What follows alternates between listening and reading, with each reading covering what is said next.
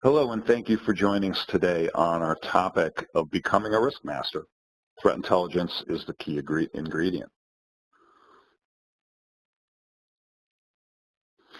My name is Mark Kader, and I'm a National Practice Director for Open Sky, a member of the TV Rhineland Company, an organization that focuses on global services for security, privacy, and safety. And I'm also the CISO of Open Sky.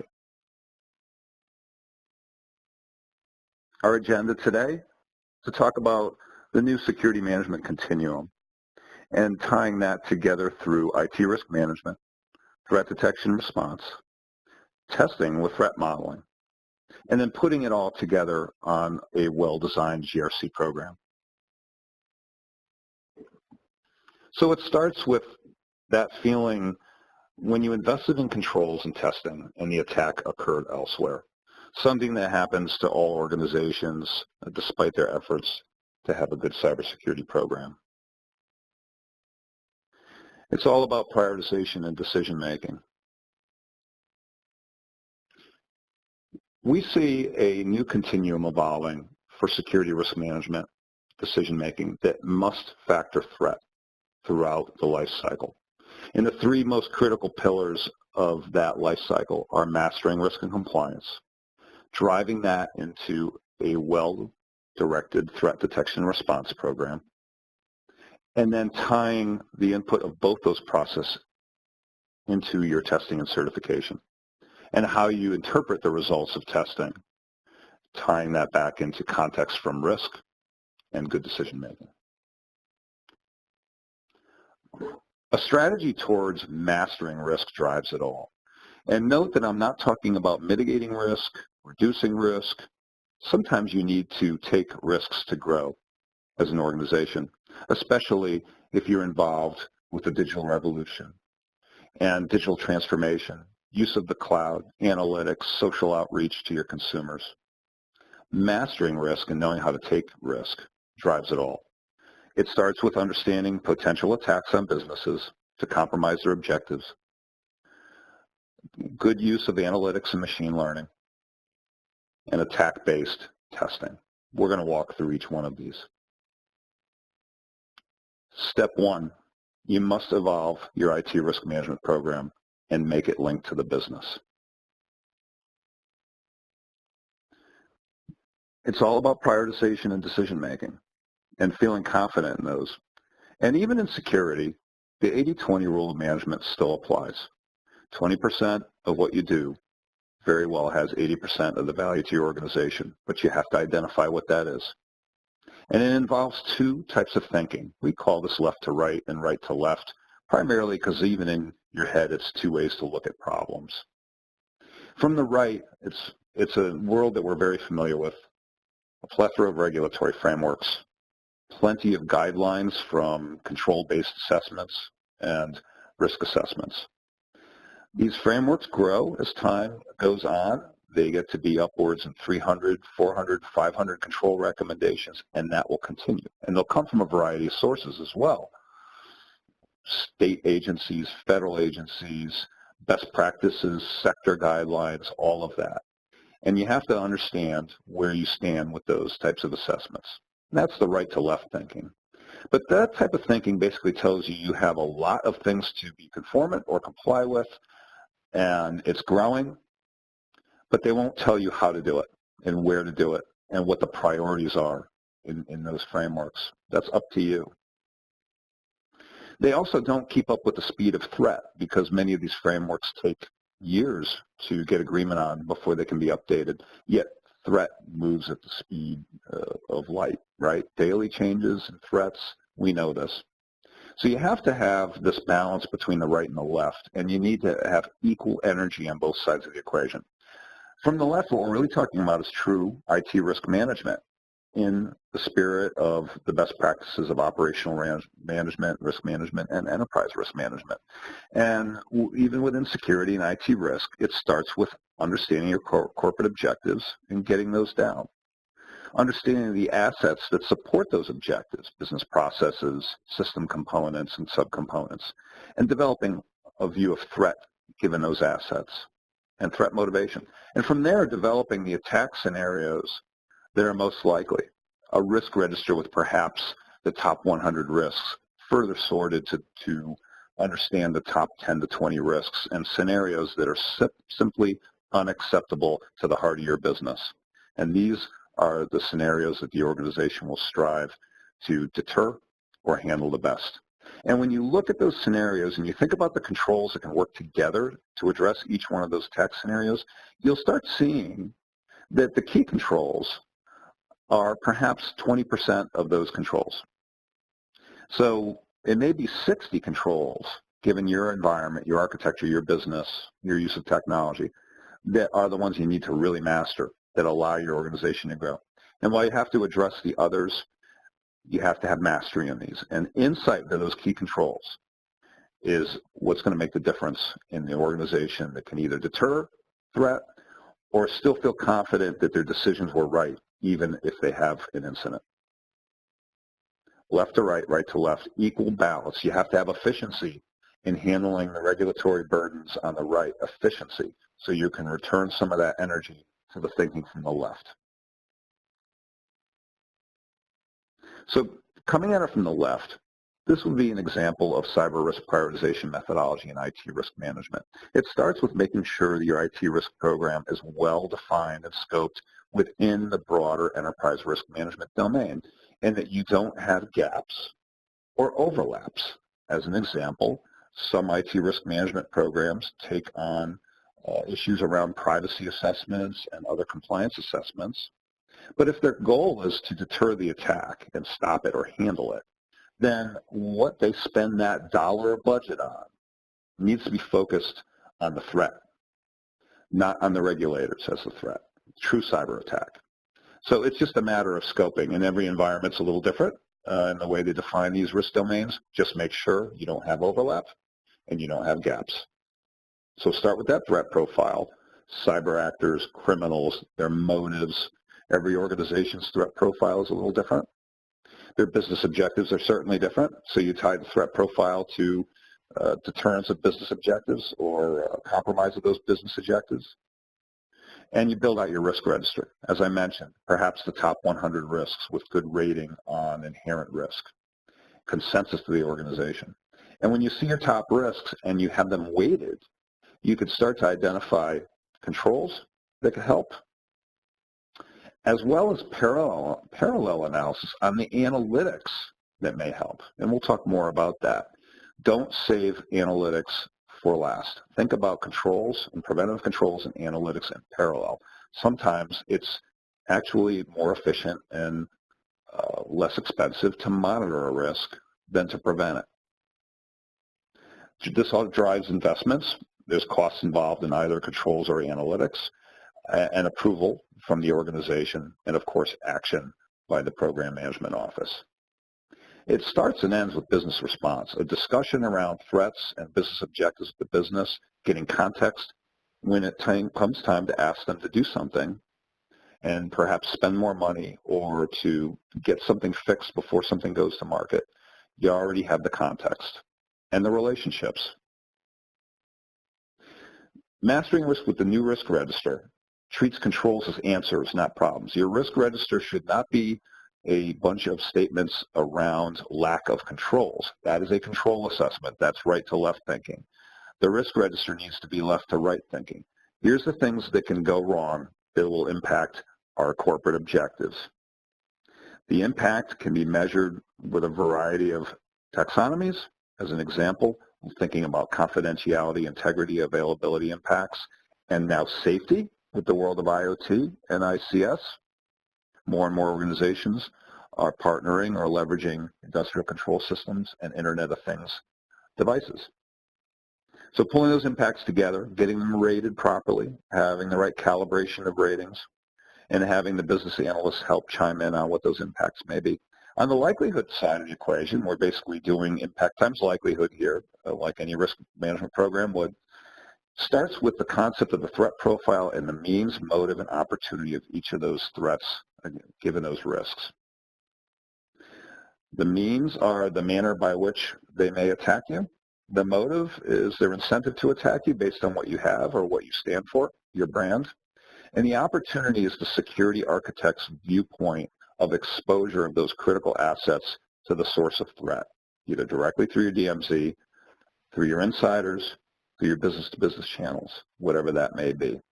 Security architects and cyber threat intelligence specialists in your organization or your managed service partners can help you greatly determine your likelihood. Balance the view of the analysts and business for impact with the practitioners on likelihood, and you come up with an inherent risk score that is basically a combination of the best and brightest wisdom of your organization. So that score is the right answer for your organization. From there, you can start to weight the risks and sort the risks and look at the controls to reduce them. Not just one control per risk, but rather a combined set of controls that are designed to work together. Too often we see controls being implemented in vacuums, and we know that defense in depth doesn't work anymore with persistent threat. You need controls to work together to stop an attack pattern and the progression of an attack. Preventative controls and detective controls. And as you measure those with the help of your controls assurance organization and plan them, you can understand where your residual risk lies. But let's talk about that likelihood concept. Many organizations are getting better at defining things like impact. There are movements in the organizations to adopt more mature risk analysis methodologies such as FAIR, the Financial Assessment of Information Risk. They're getting better at impact is the key. Likelihood still can be challenging for them, and we believe it's incredibly important and have helped organizations see the value of tying threat means, motive, and opportunity together. This is actually a throwback to the world of physical security, which has been using this assessment methodology for centuries for physical threat. So where's the source of threat insight, though, when you think about cyber threat? Well, that moves us on to step 2, and that is to seek empirical data from your security operations organization, whether you do it in-house or it's outsourced. So enter threat intelligence, key ingredient here to determining prioritization based on likelihood. There's 2 types of threat intelligence that are available through services and feeds, and even through your own organization's capabilities. There's operational threat intelligence that focuses on techniques, tactics, and procedures and indicators of threat in your environment. And then there's strategic threat intelligence that really talks about the underground and the motivations for threat actors to attack. Now, if you bring this information together and you aggregate it and filter it and then distribute and share it through your organization and a GRC program that's well designed, you can now start to influence all these downstream processes and look at them all. You've got areas of mastering risk, detection and response, and even designing your defenses themselves. Within mastering risk, the risk register probability, as we've already discussed, the ability to identify the need for security innovation, because those control frameworks are years behind threat. So we have to be innovative on top of those control frameworks. They won't have all the answers for you. Within detection and response, driving scenarios for purple teams, the demand for key risk indicators, and threat and vulnerability analysis reports, how you use analytics. And in designing your defenses, how you drive threat modeling, the need for key controls and key performance indicators, and even your incident response plans. These will all become more sharpened and more prioritized and more aligned with the business through risk management with the infusion of threat intelligence. So let's delve a little deeper into operational threat intelligence, because here we get into topics around analytics and machine learning and platforms that are capable of this. So I'm going to use an example with SimiLogic because it's the CISO of OpenSky. That's the platform I use. So I have firsthand insight into how this all works end to end. It comes in from the risk register and risk statements from the left that talk about the actors and where they might attack and how frequently we're concerned that their attacks may occur, their attempts. And that calls the need for the security operations team to support key risk indicators, a valuable part of IT risk management. If you have a risk without some sort of empirical data, key risk indicator, it's very difficult to justify spend. So through a process of risk to analytics conversion, you can harness the event data that's happening in your security monitoring to drive key risk indicators and perhaps enlighten the risk management team to even other types of attacks that they hadn't considered based on real events. Now, these are short of the incidents, right? These are things that are happening in the environment that are being thwarted, but they're attempts to go after your assets. And those attempts and how fast they happen and where they're coming from are an indicator of intent and motive, more than the drive-by attack in some cases. And you'll see through machine learning when you have spikes outside the bounds, like the orange line, and that outlier event that you see with the pyramid beyond the norm of the environment. This indicates a potential persistent attacker.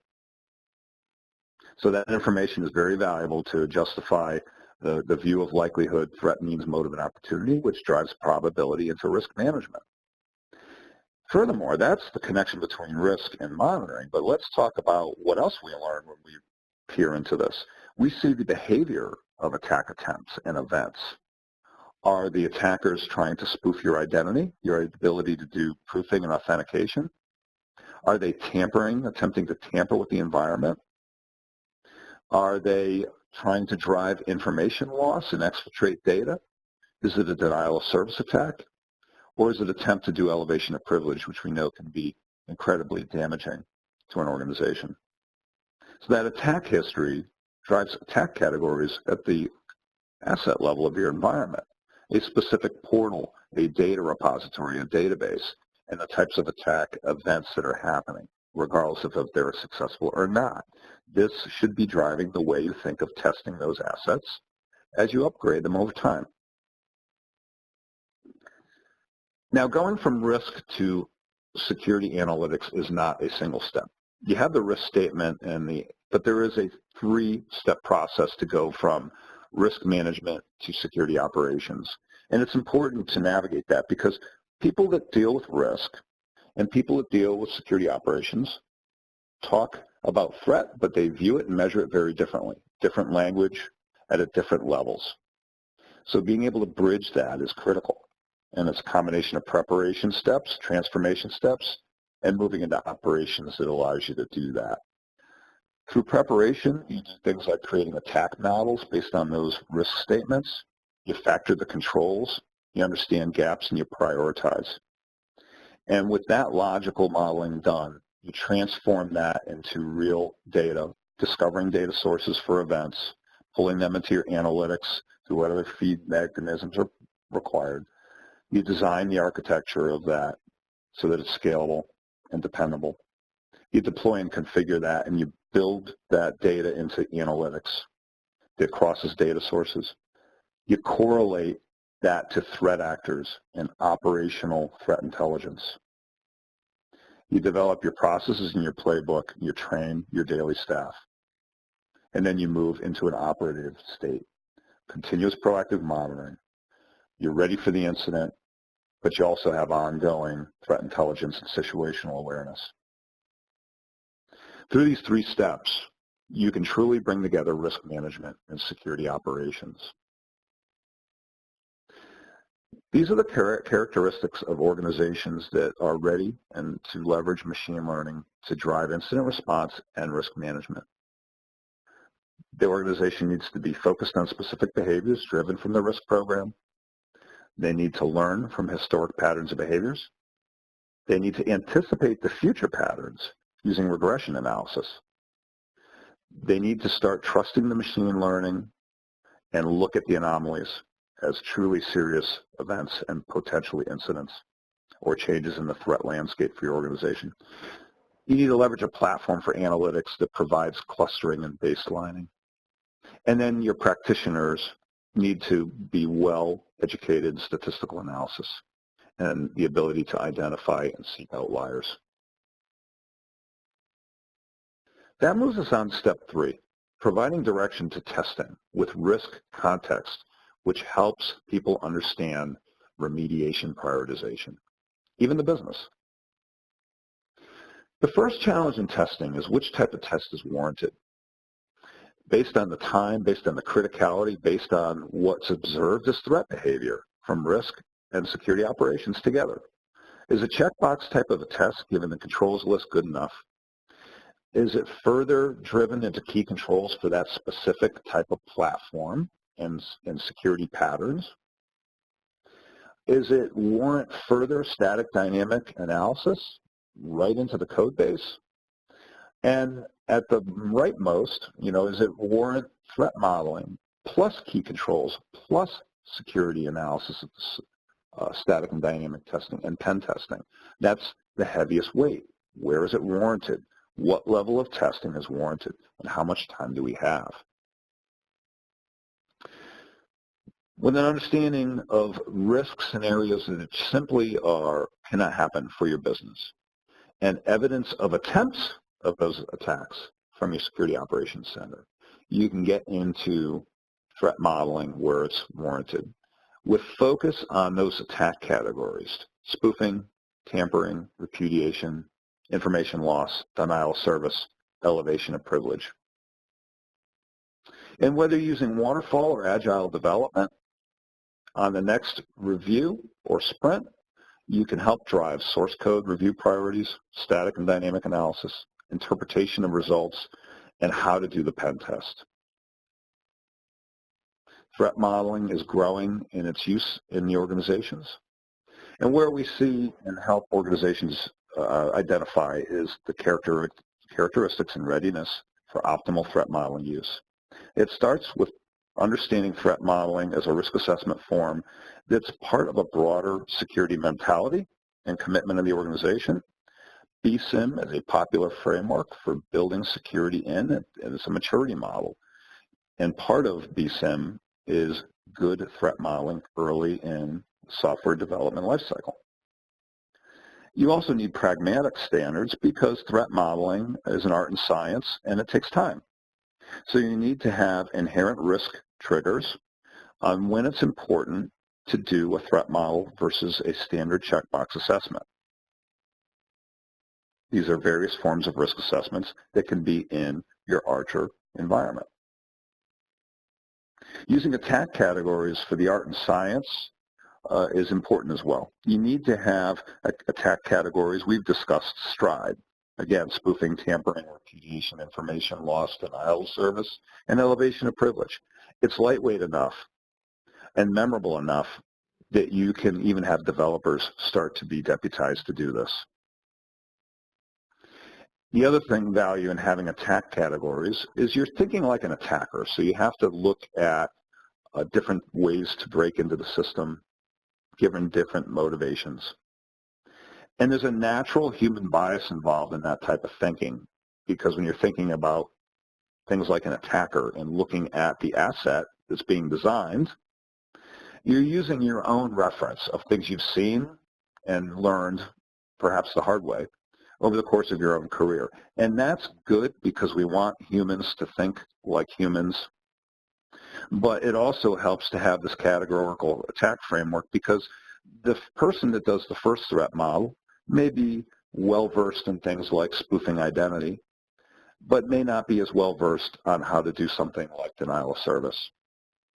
And as you look at the results over time, you can bring in different viewpoints and different skills to threat modeling to make sure you look at those attack categories evenly.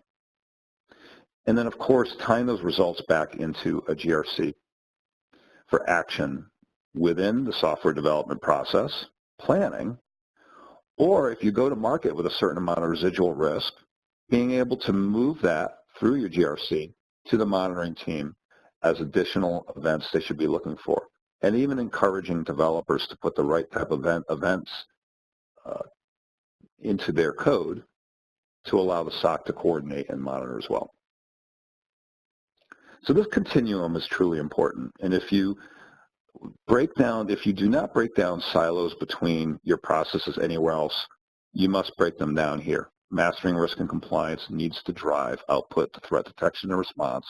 Those two work together, and collectively they inform and direct testing and certification, the results of which will have much better context back to the business analysts and the business stakeholders, because remember, the discussion of risk started with their objectives. So how can we build this? Well, from a process perspective, we're thinking like architects now. We need to basically have a continual loop around the concept of residual risk in the risk register. We need to determine and consume analytics-based key risk indicators from security operations. You need to leverage that to drive threat model scenarios and the weighting of where and when it's important to do that. And you need to be able to manage the results. Some things will be actionable in the short term, others require longer-term remediation planning. And ultimately, those remediation plans and their timing impact your residual risk, which again drives your need for monitoring. So it's a continual loop.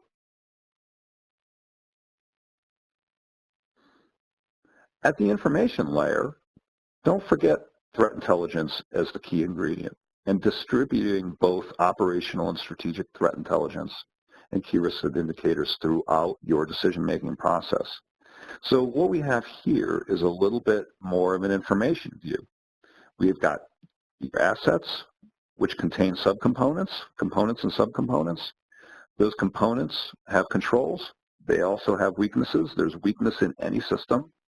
You need to align those weaknesses to the threat motivations and actors and the event history of what they've been willing to do to your organization and through your threat intelligence feeds, other organizations like you.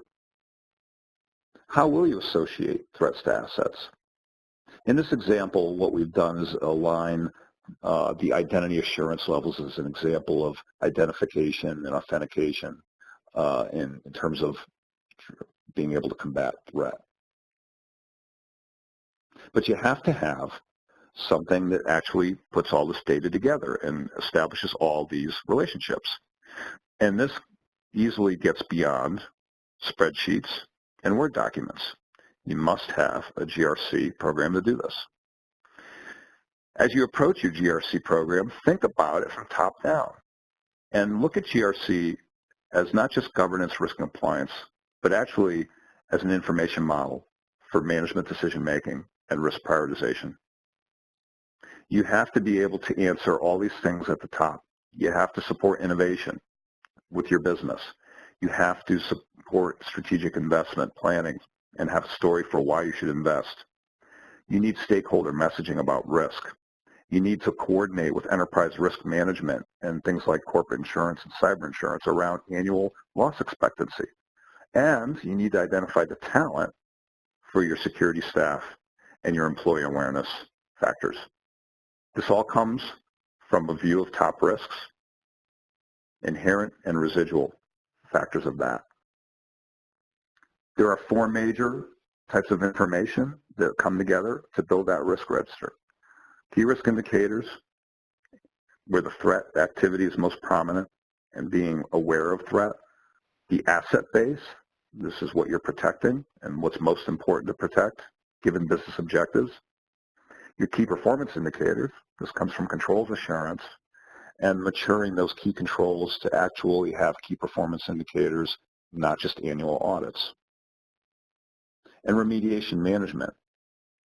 The timing of remediation is a huge driver in risk. Not everything can be fixed immediately. Having this view and running your governance program over your GRC technology is critical. Risk automation must be deliberate, top-down, and architected. With that information, you can truly look at control investments. You can understand which controls have the weighted value on your inherent risk. You can understand the controls in place and what your residual risk looks like.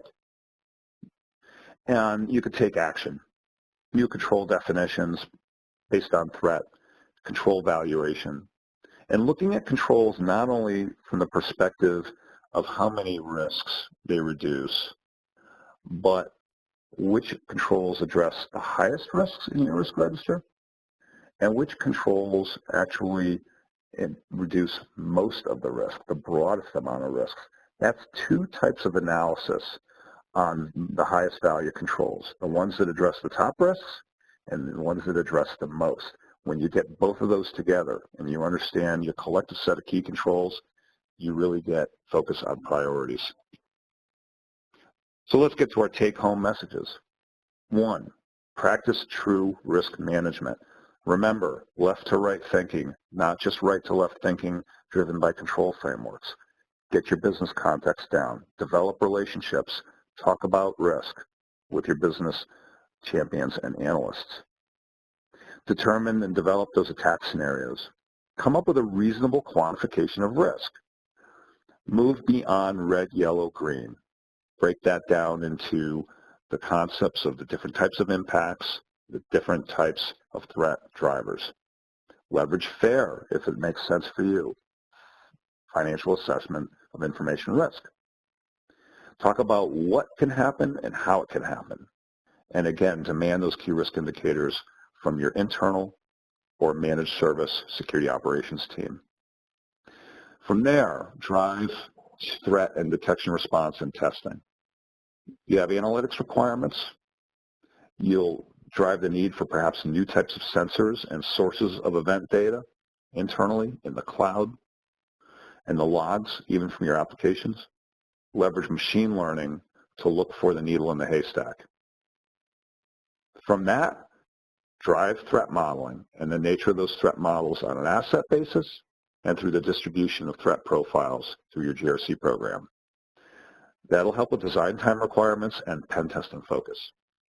And finally, putting it all together, the key takeaways. Pilot this continuum of mastering risk, detection and response, and testing and certification. Pilot that continuum to demonstrate the effectiveness through remediation, prioritization, and clarity on what's most important to address. You can't address everything with your budget. You have to make the right decisions. You have to have a management model in your GRC that supports that decision making. Break down process and information silos, minimally between risk, detection, and testing. Then leverage GRC for risk, not just compliance. GRC should not just be a place to go where remediation plans and demands from audit are registered and filed. It should be a planning tool, a forward view on risk. The National Association of Corporate Directors is educating your board members to ask questions about current risks, future risks given the strategy, and what decision framework was in place to determine that those are the risks. You have to have a framework in place, and it has to be matured past spreadsheets. This is where GRC can help, both in the planning and the assessment remediation side. With all three pieces in place, this continual sharing of information will improve your investment choices, your control design, your security operations, and your test and response. Thank you for joining us for our topic today.